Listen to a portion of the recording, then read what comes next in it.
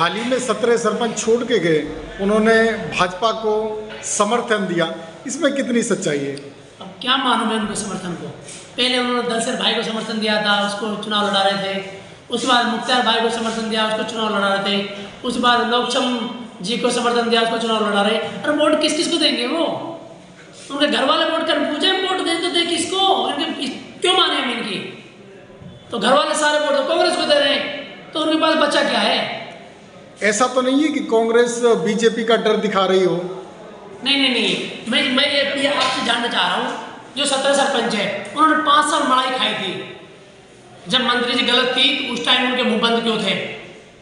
तो जब 5 साल मलाई खा ली, अब उनको लग रहा है मंत्री जी हार रही है तो छोड़ के भाग गए थे। लेकिन जिस दिन से हमने साथ थामा है, मंत्री जी की तरफ जीत रही है। मैं सरपंच को कहना चाहता हूँ, आप दोबारा फिर लौट के आओगे। इस बार जैसे लहर नौक्षम की भी है, जैसा लोग कह रहे हैं, हम भी देख रहे हैं, और मुख्तियार भी है, जायदा जी भी है, तीनों एक साथ चल रहे हैं, त्रिकोणीय मुकाबला दिखाई दे रहा है। लेकिन लोग ये भी कह रहे हैं कि भाई बाहरी कैंडिडेट है नौक्षम, और अगर बीजेपी आ गई तो दंगे फसाद होंगे। इस पर आप क्या कहना चाहोगे? मैं पहली बात मैं कहना चाहता हूँ, नौक्षम बाहरी कैंडिडेट है, इसमें कोई दो राय नहीं है। लोग बाग अपनी समस्या को लेकर चंडीगढ़ क्यों जाएंगे? दूसरी बात, पुराना में अभी हारी हुई थी वो, लोग बागों को पूछो उसके 5 साल कार्यकाल कैसे रहा, हारने के बाद, क्योंकि सरकार तो उसी की थी भाई। हारने जीतने से फर्क नहीं पड़ा, क्योंकि सरकार उसी की है स्टेट के अंदर। तो उन्होंने क्या गुल खिलाए जनता के साथ में? रही बात है दंगे फसाद की, वो बीजेपी की कार्यशैली है।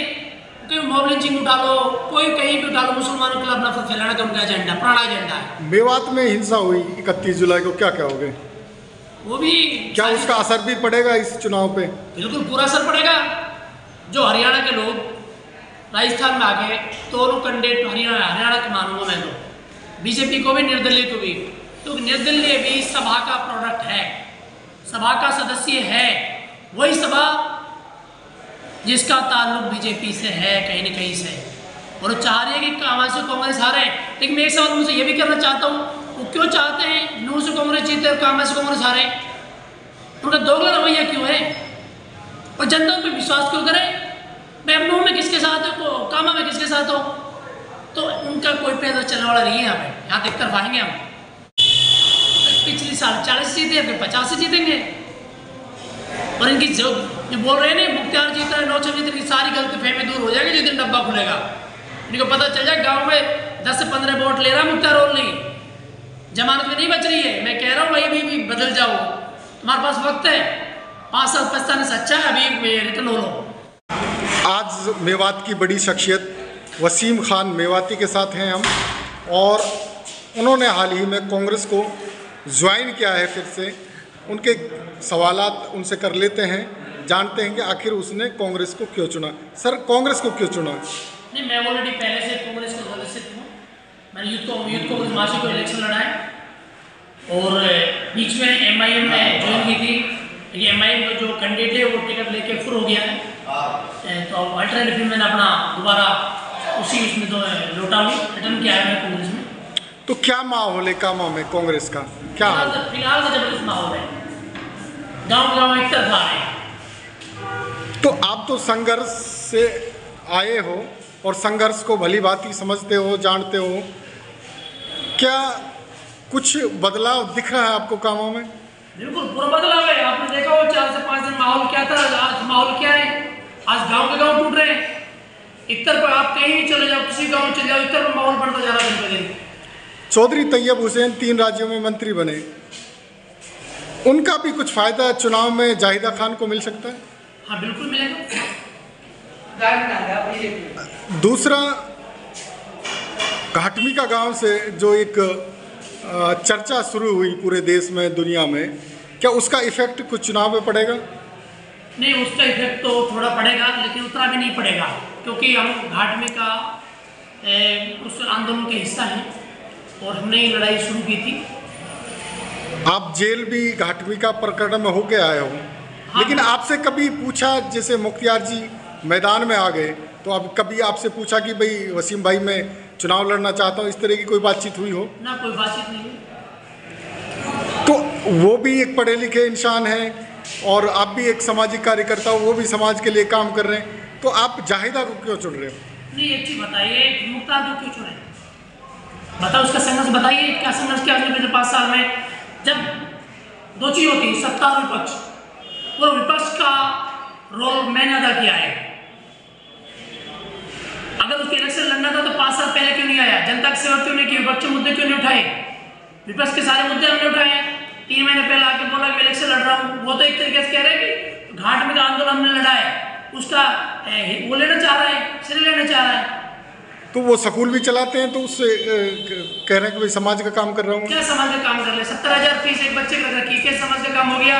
और उसमें दूसरे बाहर के युवा पढ़ रहे हैं, बाहर के बच्चे पढ़ रहे हैं, क्षेत्रवासियों को क्या बेनिफिट हो गया? राजस्थान गवर्नमेंट के एक नियम में 25% लोकल बच्चों को एडमिशन दो, 25% लोकल बच्चों को फ्री पढ़ाओ जिस एरिया में स्कूल होती है। मुझे पता है सतवाड़ी के कितने बच्चे फ्री पढ़ रहे हैं, उनकी लिस्ट है बच्चों की। दूसरी बात है शिक्षा ही समाधान है। घाट में का मामला चलो हमारे साथ मुख्तार था, उठाया है, तो जो नासिर जुनैद उनके बच्चों के एडमिशन फ्री नहीं। देखो, विकास तो हुआ है, इसको दोहराया नहीं है, लेकिन बहुत से मुद्दे हैं वो अनसुलझे हैं। वही मुद्दों पे हमें सत्र रख के हम दोबारा लौटे हैं। अगर मुद्दों पे काम होगा तो हम साथ रहेंगे, अगर मुद्दों पे काम नहीं होगा तो दोबारा रिटर्न कर लेंगे हम। राजस्थान में 5 साल बाद सरकारें बदलती आई हैं, तो इस बार क्या लग रहा है आपको? देखिए, इस बार जिस तरीके से गहलोत जी ने काम किया ना, 100% चांसेस कांग्रेस रिटर्न करेगी। तो सीए मुख्तार की क्या स्थिति होने वाली है उससे आपके हिसाब से? सीए मुख्तार दूसरा मकसूद ऊंचा बनने वाला है। आप देख लेना मैं क्या कह रहा हूँ, इस बात को आप नोट कर लेना, क्योंकि जिस तरीके से हवा उसका उड़ाया था, 80% लोग हरियाणा का क्या प्रचार कर रहे हैं। मैं उनसे भी यही निवेदन कर रहा हूँ, भाई आओ, आपका स्वागत है, रिश्तेदारियों से मिलो, लेकिन भेंट दे के वापिस चले जाओ। या वोट में वो मत कर, वोट के लिए हम जिम्मेदार हैं, हमें क्या देखना है, क्या चुनना है, उसके लिए हम जिम्मेदार हैं, अपने मुद्दों को उठाना जानते हैं हम। तो भाजपा ने भी एक बाहरी कैंडिडेट को टिकट दिया है, क्या कहोगे?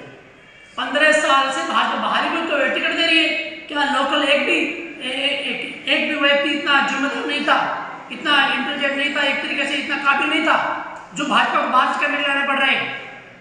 एक महाराणा लेकाएं वहां से चंडीगढ़ से आते बोल रही मैं तो गोलियों से बदला लेना जानती हूँ। अरे तो क्या गोलियों से बदला लेगी? हम वापस से जवाब देंगे तेरी गोलियों का। तो भारत जोड़ो यात्रा का कुछ इफेक्ट चुनाव पे पड़ेगा? हाँ, बिल्कुल पड़ेगा। किस तरीके से पड़ सकता है? जिस तरीके से रुझान है, लोगों का इंटरेस्ट है, उसका जरूर बेनिफिट मिलेगा। तो कांग्रेस पार्टी को लोग क्यों चाह रहे हैं यहाँ आपके हिसाब से? कामा के अंदर 2 ही पार्टियां हैं, कांग्रेस और बीजेपी।